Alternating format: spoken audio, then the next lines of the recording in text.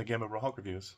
My name is DJ. Now for your Gamma Dose of the Jade Giants. Featured Hulk item today is this amazing Marvel Legends Hulk the End figure. Now, Hulk the End is one of my favorite Hulk storylines. I don't want to, spoil it too much for you if you haven't read it. But it's basically a dystopian Hulk who has survived longer than any, human or animal species on Earth. There's only him and one other type of creature that is on the planet, and they basically go to war with each other, hence why Hulk is all torn up. This story is amazing. This version of the Hulk is amazing. I love the dynamic outlook on Bruce Banner and Hulk and how they play off of each other. I love the art. I just definitely recommend reading the story. It's wonderful. But as for the figure itself, this is a Marvel Legends figure. This is the Fin Fang Foom Build-A-Figure wave. This is a very sought after wave. Basically all the Hulks of this wave are fantastic. Fin Fang Foom is one of the best Build-A-Figures in all of Marvel Legends. Super sought after. Boxed, carded versions of these figures go for hundreds of dollars each. Fin Fang Foom is $100, $200, sometimes more. This particular figure came with Fin Fang Foom's left arm. Now as for the figure itself, fantastic sculpt. This is exactly what he looked like in the comic at the end. I love just the different, rips in his skin. I love the gray hair. I love the different tones and textures of greens, yellows, light greens. Just the muscle striations and the ripped skin where you can actually see the visible striations within the actual muscle itself is just amazing.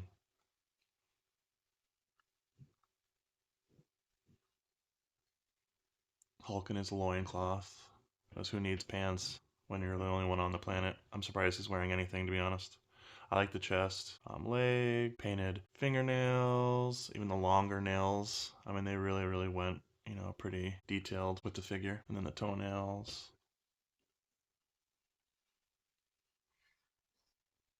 Sculpt on this is a 10. Paint is high 9s. Quality, it's Marvel Legends. For articulation, you have decent articulation. You can move the neck joint around a lot. It has, the swivel, has a ratchet here for the shoulder. Rotate the bicep and try. You have not the best arm articulation. Twist and turn and rotate the wrist. It has the ratchet here on the side of the hip, so you can extend the legs. You can do the splits. Also in the knees, pretty good articulation in the knees. And the ankles, you can do some pretty cool poses. I really like the pose I have him in. I think it's nice. But I'll do one more spin. Overall quality is amazing on this. High 9s. For sure pick this up if you're a Hulk fan. Recommend reading the story. It's wonderful. Price, loose, $50-$60 in the box, $100-$150. That about wraps up the review for you guys today. Hope you enjoyed this. Really nice figure. Keep a lookout for it. All the major sites online. Definitely worth getting. So now I'll do my little weekly rant and topic. This one is going to deal with the differences, pros and cons between having loose figures, such as this, and carded figures. This has been an ongoing debate for the longest time. You have people that only collect loose stuff, you have people that collect carded stuff, and then you have people like me that have a mixture of both. For me, personally, I love both. I see, pros and cons for both. So as for loose, I think one of the benefits of having a loose figure is just the fact that you can hold it. It's tangible, it's in your hands. Sometimes with new figures, there's that vinyl, plasticky smell, actually smelling the figure. I think another thing is being able to set up the loose figure next to other loose figures. I just think it looks really good together when you have a bunch of loose stuff together. I think it gives, a good dynamic, and you can have really cool shelves and groups together like Avengers and such. Fantastic Four examples. Just playing with it. Even kids, what kid wants to keep it in the box? Most kids just want to open it up and rip it open and play with it and pose it and make it look cool and smash it and destroy the figures, of course. Even for me, I have kids, so letting them touch it and hold it, I won't let them touch a box or a carded figure just because I don't want them to bend it or ruin it. But a loose figure, I'll let them hold it, and they just get the enjoyment of feeling it, the weight, and moving it around with the different articulation and joints. Another thing with loose figures is not really caring about the value. Most people that open loose things, would rather just actually hold it and pose it and display it. And they don't really give a crap about, how expensive the figure is. Now, I have dilemmas where what I would do is if I had a really, really nice carded version that I didn't want to open because of its valuable and it's worth, keeping in the box, I'll just buy another one loose. So I'll have two. I'll have one to pose and one to hang and have pristine and look nice. And and just enjoying the open figure. That's a big benefit of just, having a loose is just being able to enjoy it a lot more. For people who have OCD, obviously keeping it carded is a benefit, but there's something to be said when you open a figure and you take it out of the package and all those worries and like stresses that you had about it being perfect really don't matter anymore, and you can accept the flaws a little bit easier. I like to have a figure that doesn't have damage or like massive paint flaws, but when you open it, it's not as big of a deal as if you have it carded and you see like a massive flaw in it. Like that'll stick out like a sore thumb. It'll lower the value and it just won't look as nice as if the figure was perfect. But if you open it, it's not like nearly as big of a deal. Another thing with loose figures that's a pro is being able to save space. I mean, with carded figures, cards are so big, and you basically don't really put them on shelves or anything. You basically hang them and get them out of the way. But loose figures, you can just have a ton of loose figures together, and it just saves a ton of space. And sometimes with certain figures, I think having it loose just looks better. I'm not saying all figures like that. When you have fantastic art and fantastic cards in boxes, sometimes, leaving them in there is awesome. But for the most part, I think having them posed and having them, together with other figures just looks better in my opinion. Also, with loose figures, a benefit is when you sell things, you don't have to worry about shipping as much. I mean, it's less weight, less space, so it's going to be less expensive, and you don't have to worry about damaging the figure as much. When you package a figure that's not carded, you really don't have to worry about, damage. You can just wrap it up in bubble wrap and send it on its way. But with a carded figure, that has to be like perfectly boxed, perfectly packaged. The whole time you're shipping it, you're worrying about being damaged because any little slight bend or crease or rip is going to devalue the figure. So it's just much easier when it's loose. Like alternative display options when they're loose, like it just looks really, really good when you have it on certain shelves, or you buy a detolf and you put it behind glass and you have lights on it and it just like makes it pop, and LEDs, you can change colors and make the figures pop more. I think you just have more displayability options than if you just hang it with a carded figure. A definite negative with loose figures is when you basically lose all the damn accessories, especially as a kid.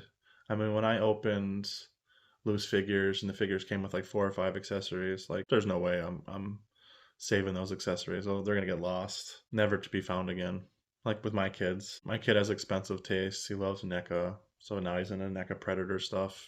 He's like gonna be 6.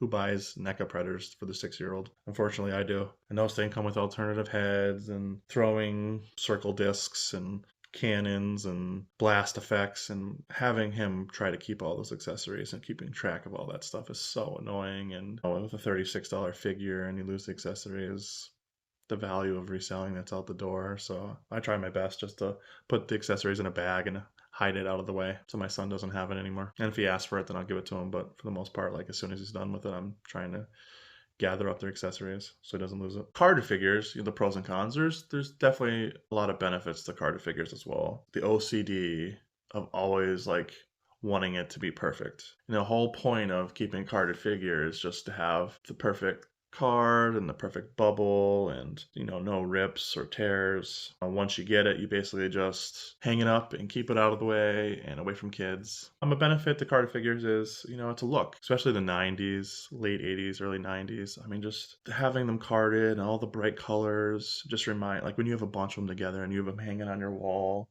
looking all nice, it just brings you back to like the Toys R Us days and the KB Toys days, Kmart days, and go on and on.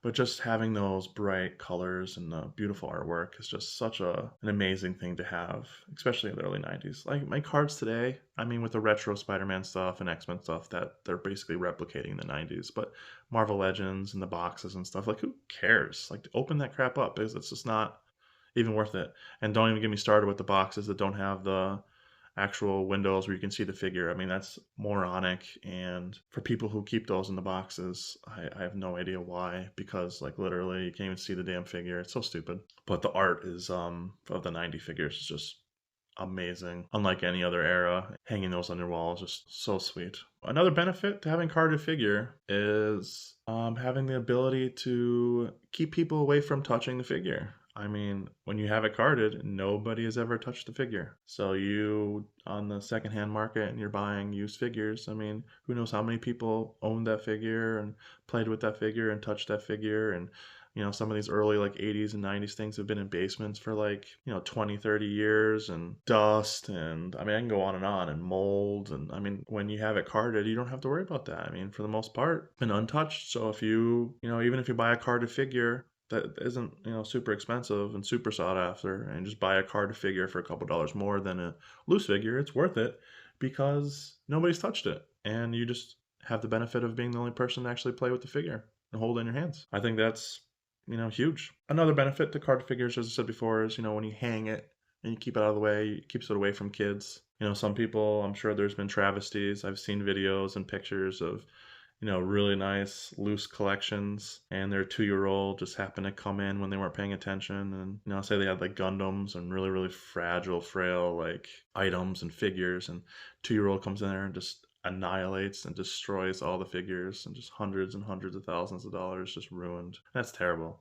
So when you have a card, dude, and you have it hanging up, you don't have to worry about that. It's away from prowling hands of these little munchkins running around. Again, with carded things, they don't take damage really. So when you have them up and away, like you have the benefit of never dealing with damage, which is huge in my opinion. Definitely with carded figures, the benefit is value.